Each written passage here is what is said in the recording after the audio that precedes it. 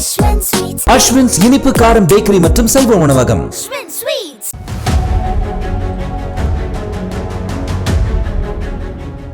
வைகோ, அன்புமணி ராமதாஸ் உள்ளிட்ட 6 தமிழக மாநிலங்களவை எம்பிக்கான பதவிக்காலம் வருகிற ஜூலை மாதத்துடன் நிறைவடைகிறது. அடுத்த தேர்தலுக்கான அறிவிப்பு மே மாதம் வெளியாகும் என்ற நிலையில் தற்போது திமுக, அதிமுக என இரு தரப்பிலும் குழப்பங்கள் வரிசை கட்டி நிற்கிறதாம்.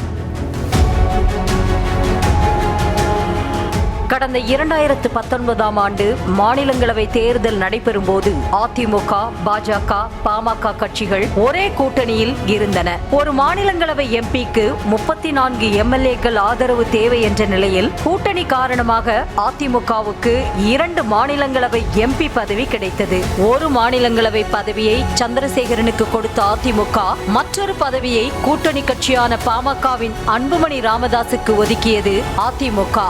ஆனால் தற்போது அரசியல் சூழல் மாறிவிட்டன.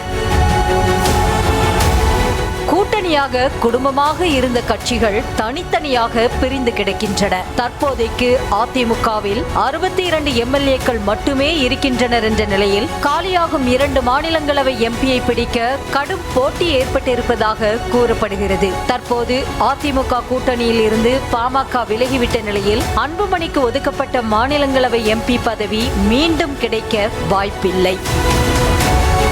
கடந்த 2024 மக்களவை தேர்தலில் கூட்டணி உடன்படிக்கை கையெழுத்தானதில் இருந்தே ராஜ்யசபா எம்பி பதவி தங்களுக்குத்தான் என தேமுதிக மணக்கோட்டை கட்டி காத்திருக்கிறது. மகன் விஜய பிரபாகரனுக்கு எம்பி பதவியை வாங்கி கொடுக்க வேண்டும் என பிரேமலதா கங்கணம் கட்டிக்கொண்டு காத்திருப்பதாக சொல்லப்படுகிறது.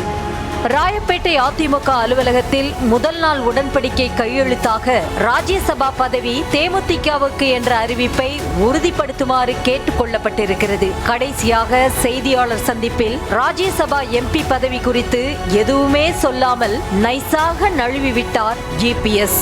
அதுவே தேமுதிகவுக்கு பெரும் அப்செட் என்ற நிலையில் பதவிக்காலம் விரைவில் நிறைவடைய இருப்பதால் மீண்டும் முழு வேகத்துடன் காய் நகர்த்தி வருகிறதாம். கூட்டணி கட்சி தேமுதிக விடாப்பிடியாக இருந்து வரும் சூழலில் இன்னொரு மாநிலங்களவை பதவியை கைப்பற்ற அதிமுகவிலேயே கடும் போட்டி நிலவுவதாக தகவல் வெளியாகியுள்ளது. தென் மாவட்டத்திற்கு கொடுப்பதா, வட மாவட்டத்திற்கு கொடுப்பதா அல்லது அதிமுக அதிக எம்எல்ஏக்களை வைத்திருக்கும் கொங்கு மண்டலத்திற்கு கொடுப்பதா என தீவிரமாக அதிமுக தலைமை யோசித்து வருகிறதாம். தென் மாவட்டத்தை பொறுத்தவரையில் முன்னாள் அமைச்சர் ஆர்.பி. உதயகுமாரின் தீவிர அனுதாபியான பரமக்குடியை சேர்ந்த கீர்த்திகா முனியசாமிக்கு எம்பி பதவியை கொடுக்க வேண்டும் என்ற குரல்களும் ஒலிக்க தொடங்கி இருக்கிறதாம். கடந்த தேர்தலின் போது திமுக தனது ஒரு மாநிலங்களவை பதவியை தோமுசாவை சேர்ந்த சண்முகத்திற்கு ஒதுக்கிய நிலையில் திமுகவை போல அதிமுகவிலும் தொழிற்சங்க பிரதிநிதிகளுக்கு எம்பி பதவியை ஒதுக்க வேண்டும் என்ற கோரிக்கை வலுத்து வருகிறதாம். திமுகவில் மொத்தம் 4 மாநிலங்களவை எம்பி பதவிகள் இருக்கும் நிலையில் கடந்த முறை பதவியில் இருந்த வில்சனுக்கு மீண்டும் 2வது முறையாக எம்பி பதவி கொடுக்க முடிவு செய்யப்பட்டிருக்கிறதாம். அதே மாதிரி துணை முதலமைச்சர் உதயநிதி ஸ்டாலினுக்கு நெருக்கமானவராக இருக்கும் MM அப்துல்லாவுக்கும் மீண்டும் எம்பி பதவி உறுதியாகி இருக்கிறதாம். இது போக எஞ்சிய 2 பதவிக்குத்தான் போட்டி கடுமையாக மாறி இருக்கிறதாம். கடந்த மக்களவை தேர்தல் ஒப்பந்தம் கையெழுத்தாகும் போதே ராஜ்யசபா எம்பி பதவிக்கும் உத்தரவாதம் கேட்டிருக்கிறது மதிமுக. ஆனால் அண்ணனுக்கு கொடுக்காமல் வேறு யாருக்கு கொடுக்க என திமுக தரப்பில் இருந்து வாய்மொழியாக கூறியதாக சொல்லப்படும் நிலையில் மீண்டும் வைகோவிற்கு மாநிலங்களவை எம்பி பதவி கொடுக்கப்படுமா என்பதில் சந்தேகம் எழுந்துள்ளது.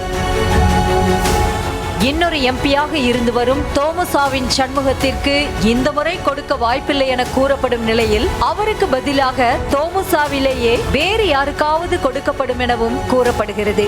இதற்கிடையே மக்களவை தேர்தல் கூட்டணி கையெழுத்தான போதே கமலின் மக்கள் நீதி மய்யம் கட்சிக்கும் ஒரு ராஜ்யசபா எம்பி பதவி ஒதுக்குவதாக திமுக உறுதி கொடுத்த நிலையில் அந்த பதவி கமல்ஹாசனுக்கு கொடுக்கப்பட வாய்ப்பிருப்பதாகவும் கூறப்படுகிறது.